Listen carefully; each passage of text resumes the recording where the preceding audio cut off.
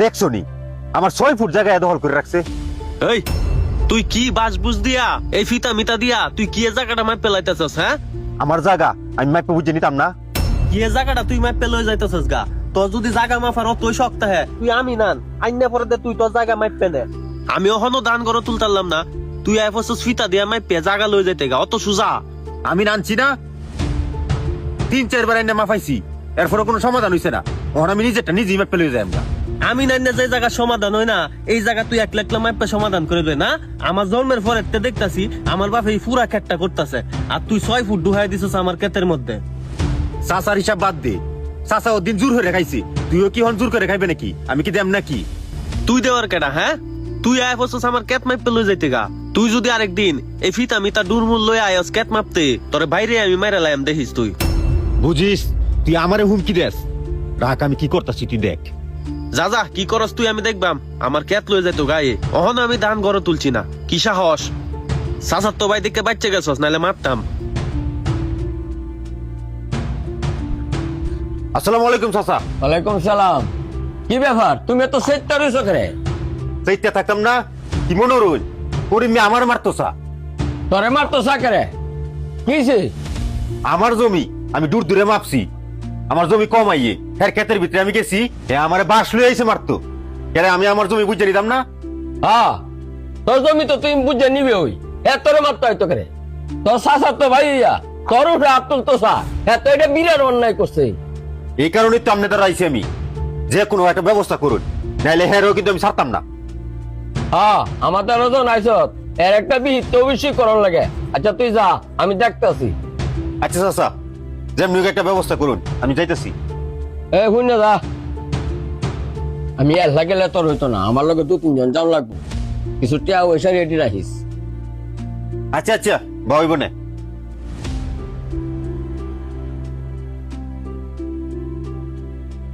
চাচা আপনার দ্বারা আমি আইছিলাম একটা দরকারে। কি ব্যাপার লাডি মাডি লয়ে কই যাইতাছ? আপনার দ্বারই আইছি আমি চাচা। আমার চাচার তো ভাই মিজান আছে না, হ্যাঁ মনে করেন যে 1 লাখলা দুধ ধরে জমি মাইপে লই যাইতো গাছা। দুধ ধরে কি কেউ জায়গা মাপে লয়ে যাইতারে গা? আমি তো এটাই কইতাছি, দুধ ধরে কি জমি মাইপে লই যান যা? হ্যাঁ আমি কইছি আমি নান, আমি নাইন না পরে যে তুই তোর ক্ষেত মাইপে লই যাবে। অহন আমনে কোন এটা কেমনে সমাধান করেন যা?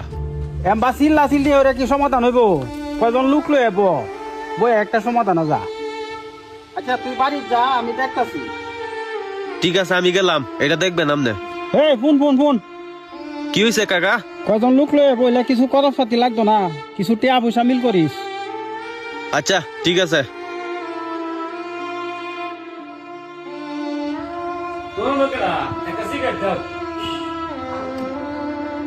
এই দুনিয়া, তোমার বাড়ি তো তোর ভেজাল, এটা ভাঙবো না কেন?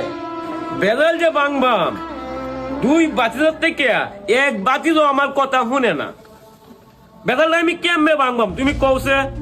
হ্যাঁ বুঝছি, এটা তোমরা পারতা না, আমরারই আউন লাগবো। তোমার 2 বাতিদারে সামনে রাখকে এই বেজালটা ভাঙন লাগবো।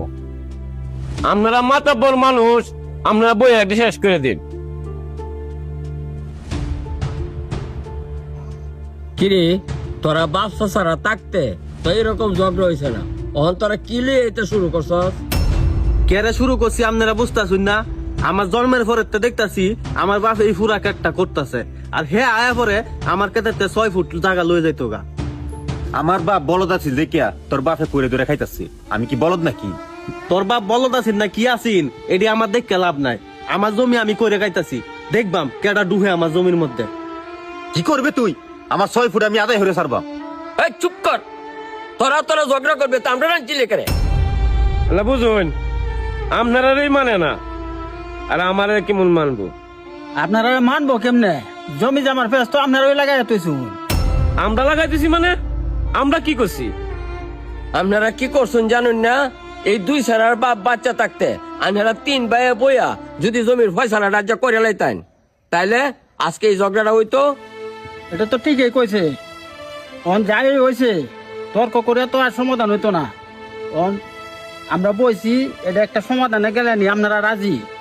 আপনারা আমার রাজি গান কি মানে এরা রাজি গান? এরা দিতে রাজি কিনা? কিরে তোরা রাজি আছ? সমাধান করতে চাস? আইসি তো সমাধান করার লেগা, সমাধান করুন, কিন্তু হ্যাঁ জানি আমার কেতে না ঢুকতে পারে। হ্যাঁ চাচা, এটা সমাধান করুন। আমার 6 ফুট জায়গা যাবে বাহরে দিন। কাগজের মধ্যে যদি তুই 6 ফুট পাস, তাহলে তোর এই 6 ফুট একাই থাকতো না। ইদু মিয়া, তুমি তো জানো খেলা কয় ফুট পাইবো। আমিও তো করতাম না। আমরা 3 ভাই যে বাপের সম্পত্তি নিয়ে আসি, আমরা হোটেলে বাচ্চা লুয়ে গেছি গা। অনেক কাগজপত্র দিয়ে এটা আমরা দেহন লাগবো, দেখে ফয়দা কোন লাগবো। এই কারণেই দেশটার মধ্যে এত ঝামেলা। বাপ দাদা বাচ্চা থাকতে যদি জায়গা সম্পত্তি সঠিকভাবে ভাগ করে দেওয়া যায়, তাহলে আজকেই নাতি পুতিরার মধ্যে এই ঝামেলাটা থাকলে হইলে না। আমরা বাচ্চা থাকতে এই জায়গা সম্পত্তির ঝামেলাটা ফয়সালা করে রাখা উচিত, যাতে এই জায়গা সম্পত্তি লইয়া মারামারি হানাহানি যাতে না হয়। উনি কিন্তু কথাটা ঠিকই কইছে। আমরা সবার উচিত জীবিত থাকতে জায়গা জমি সঠিকভাবে ফয়সালা করে তৈরি দেওয়ার দরকার। তাহলে আমাদের পোলামানের মধ্যে কোনো দিন মারামারি হানাহানি হইতো না। হ্যাঁ বুঝছি। হন কাগজপত্র দেখ কি সমাধান করন লাগবো। এভাবে মারামারি আর করন যেত না। বায়া বায়া রক্তারক্তি করিয়া আসলে আমরা কোনো লাভ হইতো না। আপনারা সবাই ঠিক হয়ে কইছেন। আমরা এই জায়গা সম্পত্তি লইয়া কিছু না বুঝছে ভাই ভাই যে মারামারি করি, হানাহানি করি, এটা ঠিক না। এটা আমরা ভুল করি সবাই। আমরা বাপ দাদারা যদি জায়গা সম্পত্তির ফয়সালাটা করে দেয়া যাইতো, তাইলে আমরার মধ্যে এই ভুল বুঝাবুঝি হইতো না, মারামারিও হইতো না।